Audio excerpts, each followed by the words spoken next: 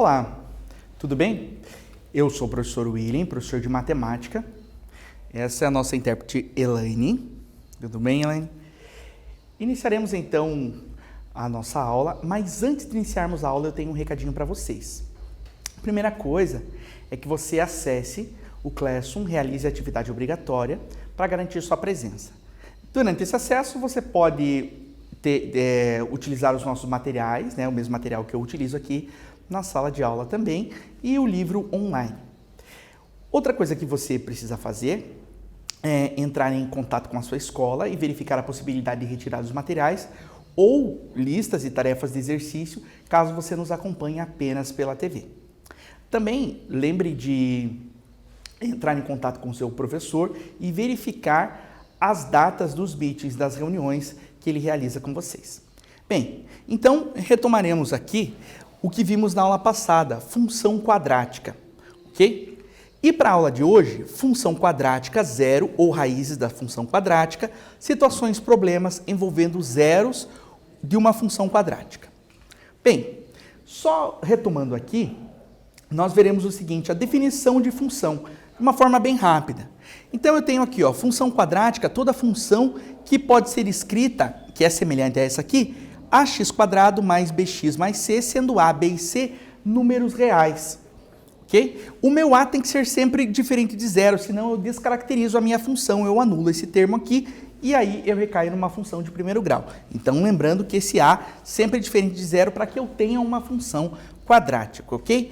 São números reais e fixos e x pode ser qualquer número real, né? Então aí é que a gente começa a desenhar o nosso gráfico, né? Quando estivermos estudando aqui, quando eu vario o valor de x. Bem, zeros de uma função quadrática. O que são zeros de uma função?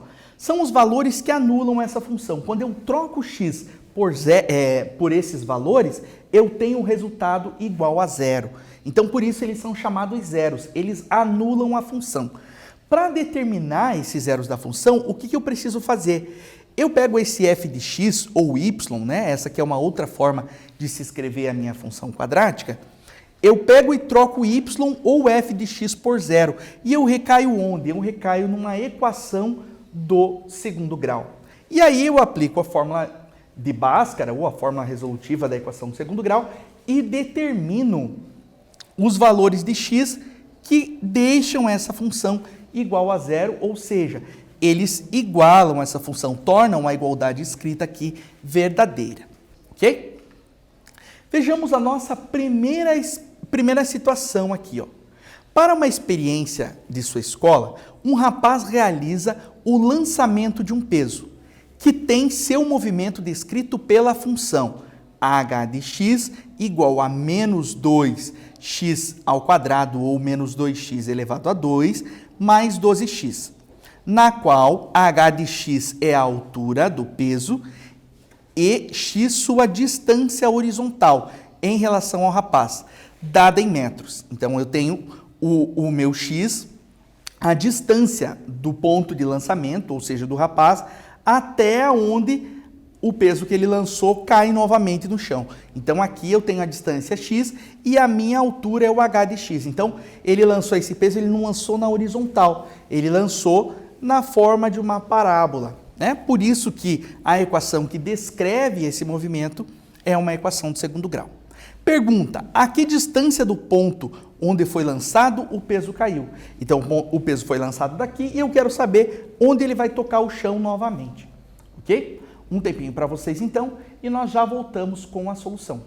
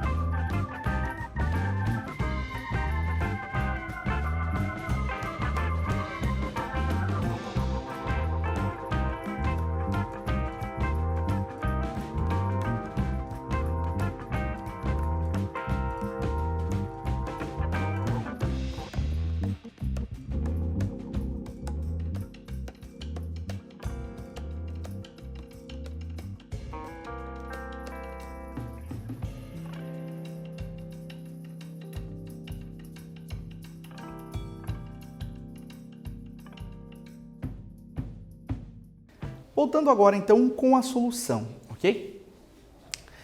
Então, tem a nossa experiência aqui do lançamento e vamos analisar o que está acontecendo, ok? Então, h de x igual a menos 2x ao quadrado mais 12x é a minha função. H de x é a altura do peso.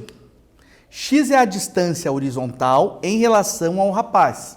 Então, eu estou aqui, lancei um objeto para lá, onde ele cai é a minha distância até chegar na posição que esse objeto caiu, ok? Para que onde o peso caiu é a sua posição, perceba que onde o peso caiu é a sua posição de altura igual a zero. Isso significa que devemos substituir h de x por zero. Por que a gente faz isso? Imagina que aqui, ó, eu tenho a posição de lançamento. Lancei o objeto e ele cai de volta aqui, ó. O que a gente tem, ó? Posso colocar um sistema coordenado aqui, eixo y ou o meu h de x, e aqui eu tenho o x, correto? O que vai acontecer? A altura, aqui a gente pode ter a altura ali, a altura está sendo medida nesse eixo aqui, ó. E percebe que quando eu chego novamente no solo, a altura vai ser igual a zero. Então, o que a gente faz aqui, ó? Como h de x é igual a menos 2x ao quadrado mais 12x, o que eu vou fazer? Vou escrever assim, ó, menos 2x ao quadrado mais 12x igual a zero. Aqui nós usamos a seguinte técnica de fatoração. Eu vou colocar o x em evidência. Colocando o x em evidência, aqui eu fico com menos 2x, né? Significa dividir todos os termos por x, né? Então, dividindo por x esse aqui, eu chego em menos 2x. Se eu dividir por x aqui também, eu fico igual a mais 12 igual a zero. Agora, nota que nessa situação, eu tenho duas... o que acontece aqui para mim é que eu tenho uma multiplicação e o resultado dessa multiplicação é igual a zero. Quando isso ocorre, eu tenho duas situações, né? Vamos pensar que esse x está sendo representado por esse A maiúsculo vezes um B, que está sendo representado por esse conjunto aqui. Valor disso igual a zero. Quando que uma multiplicação é zero? Quando um desses dois aqui for igual a zero. Ou A igual a zero, ou B igual a zero. E é isso que eu vou escrever agora, ó. Pega esse primeiro x aqui, essa primeira parcela, e diz que é igual a zero. Ok, aqui eu já tenho o meu x1. Se esse termo do meu produto não é igual a zero, esse aqui tem que ser menos 2x mais 12 igual a zero. E aí eu tenho que resolver isso, né? O resultado dessa operação tem que ser igual a zero. Então a gente tem que descobrir qual o valor de x que deixa isso aqui igual a zero. Passa o 12 para o outro lado. Fico com menos 2x igual a menos 12. Como os dois são negativos, nós podemos multiplicar por menos 1 aqui. Eu fico com 2x positivo igual a 12. O 2 que está multiplicando o x passa dividindo, e o x vai ser igual a 12 dividido por 2. E eu tenho que o meu x2, no nosso caso, que é a outra resposta, é igual a 6. Ok? Como o valor de x é dado em metros, né? Então, eu tenho essa situação aqui, ó. Qual a distância? 6 metros aqui, né? Então, se você pensar, mas e aqui por que é o zero? Seria 0 metros, seria a posição de origem, né? Então, como a gente não tem essa necessidade e o que eu busco é determinar onde o objeto caiu novamente, eu vou deixar dessa forma aí. Olha só, então, tem a minha operação aqui, encontrei o meu x1 igual a zero, ok? Ou o meu x2 igual a 6. Certinho, gente? Então, ó, é importante que no momento em que se lança o peso, né, nós consideremos que a altura desse peso também é igual a zero. Ou seja, que ainda não saiu do chão. Com isso, os dois valores que encontramos significam o momento do lançamento e a posição onde o peso caiu. Então, eu tenho aqui posição 0 e onde ele cai, posição igual a 6. Olha só nesse gráfico como é que a gente tem aqui, né? Ó, início do lançamento, ok? Depois, quando atinge 10 metros de altura, depois ele atinge 16 metros de altura e a distância, né, horizontal aqui, 2 metros, ó. Chega na altura máxima e ele começa a cair, mas ainda ele está naquele movimento para a direita ali, né? Ó, tá descendo, passa de volta pela altura de 10 metros aqui e aí eu chego lá em 6 metros de distância, ok? Então, analisando tudo isso, podemos afirmar que o peso caiu 6 metros distante de onde foi lançado. Então, foi lançado daqui e chegou nesse ponto, ok? Então, nossa resposta, né? Perguntava ali onde o peso caiu, resposta 6 metros da posição de lançamento. Vamos lá para o praticando 2. O custo de um produto é dado pela função. Então, eu tenho ali x² menos 20x mais 36, em que x é a quantidade de produtos produzidos, ok? Qual é a quantidade de produtos que deveria ser produzida para que, conforme essa função, não houvesse custos? Então, para que não haja custo, eu preciso que o custo seja igual a... Veremos aí, então, depois de um tempinho que vocês ficam aqui para resolver esse exercício, nós voltamos com a solução, ok?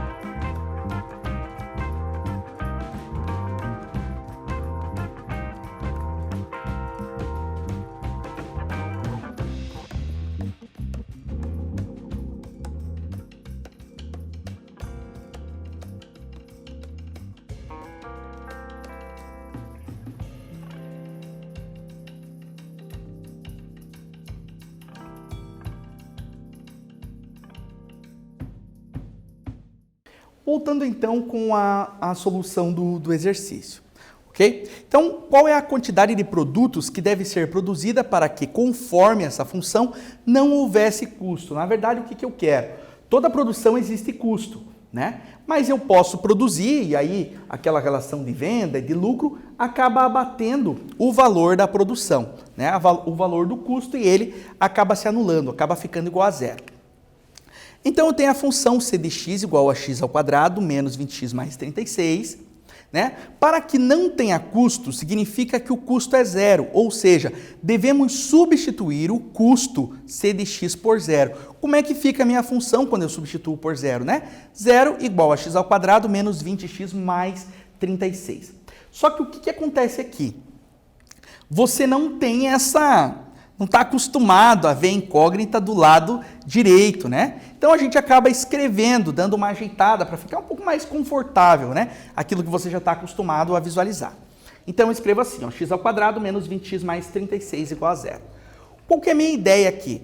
Quando eu observo os coeficientes a igual a 1, b igual a menos 20 e c igual a 36, eu posso usar uma técnica um pouquinho diferente na resolução. Vejamos aqui, ó, eu posso fatorar. Mas como que eu vou realizar essa fatoração? Para realizar essa fatoração, eu vou começar a observar o termo independente de x, o valor de c igual a 36, tá bom? E eu vou tentar aí por inspeção, né, observar os produtos que são iguais a 36, as multiplicações que resultam em 36. Primeiro, 1 vezes 36. Em alguns casos pode até servir, mas aí eu dependo do valor de b e do valor de a. Outro, 2 vezes 18, 3 vezes 12, 4 vezes 9 e 6 vezes 6. Todas essas multiplicações, utilizando somente os inteiros e a parte positiva, tem resultado igual a 36, né? Mas quais dessas raízes são da equação, né? Vamos utilizar agora o valor de b. É aquela história da soma e do produto, tá bom? Então vejamos o seguinte aqui, ó. Quando eu multiplico, eu tenho 36, mas quando eu somo, eu tenho menos 37. E a minha ideia não é chegar em menos 37, é chegar em menos 20. Daí você vai falar assim, mas como assim? Eu somei 1,36 e cheguei em menos 37. Você tem que trocar esse sinal, ok? Não serve, né? Porque multiplicando eu chego em 36, mas somando eu chego em 37, mudando o sinal, menos 37. Vou para o próximo par aqui, 2 e 18. Multiplicando 36, legal. E aí, somando, eu chego em 20. Mas eu precisava chegar em menos 20, preciso trocar o sinal. Então, a fatoração é essa aqui, ó. X menos esse valor e x menos esse valor aqui. Então, eu fico com x menos 2 vezes x menos 18 igual a zero. E daí é aquela história da equação anterior, né? Quando que um produto é igual a zero? Ou esse é igual a zero, ou esse aqui vai ser igual a zero. Então, é o que nós vamos escrever, né? Mas será que sempre eu vou poder testar todas as possibilidades? Não, existe uma forma mais prática para fazer isso, ok? Observe que para obter o valor de menos 20, nós adicionamos menos 2x com menos 18. Portanto, para determinarmos as raízes, podemos fazer o seguinte, ó. Descobrir as duas raízes, cujo produto seja igual a c e cuja soma seja igual ao oposto de b, que era aquilo que nós estávamos conversando anteriormente, né? Eu tenho que somar e trocar o sinal. Olha aqui, ó, 2 mais 18, 1 mais 36, 3 mais 12, não é isso? E 12 mais 12, 6 mais 6 igual a 12, 4 mais 9 igual a 13, 3 mais 12 igual a 15. Bem, pensando nesse formato aqui, ó, peguei lá x menos 2, igualei a zero, encontro x igual a 2, e x menos 18 igual a zero e encontra x igual a 18. Portanto, as raízes da equação são x igual a 1, x1 igual a 2 e x2 igual a 18. Ok? Então, essas são as nossas raízes. Com esses dois valores, podemos concluir que se a produção for igual a 2 unidades ou 18 unidades, o custo da produção é igual a zero. Certinho, gente? Então, 2 ou 18 unidades é a resposta da pergunta do exercício praticando 2 ali, ok? Para determinar as raízes x1 e x2 de uma equação de segundo grau, quando a é igual a 1, podemos pensar na soma das raízes igual ao valor de b invertido, né, trocado o sinal, e o produto das duas raízes é igual a c, sem alterar o sinal, ok? Na aula de hoje nós vimos zero ou raízes das funções quadráticas, situações, problemas envolvendo zeros de uma função quadrática. Na próxima, gráfico de função quadrática. Agradeço a atenção de vocês. Até uma próxima aula. Um abraço.